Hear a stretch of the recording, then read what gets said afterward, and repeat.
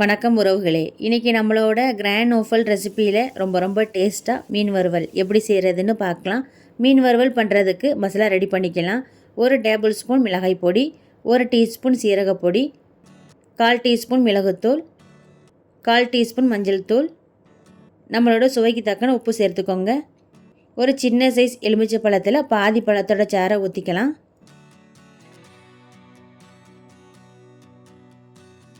கொஞ்சம் கருவேப்பிலை இலையை ஒன்றும் பாதியமாக பிச்சு சேர்த்துக்கோங்க.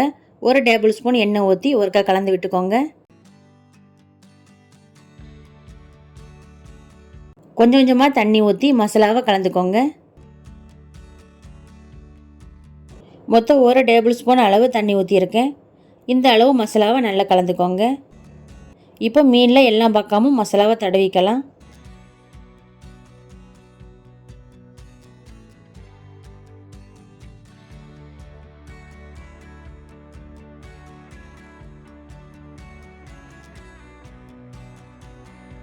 இதை மாதிரி மசாலாவை எல்லா பக்கமும் தடவிக்கோங்க.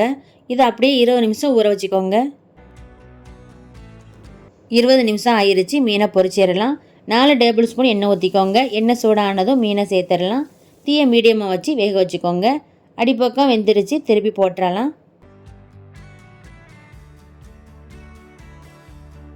இப்போ மீன் 2 பக்கமும் பொரிஞ்சு வெந்துருச்சு. எண்ணெயை வடித்து எடுத்துடலாம்.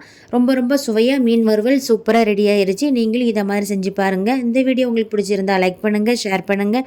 நம்மளோட கிராண்ட் ஓஃபல் ரெசிபிக்கு சப்ஸ்கிரைப் பண்ணுங்கள். நன்றி.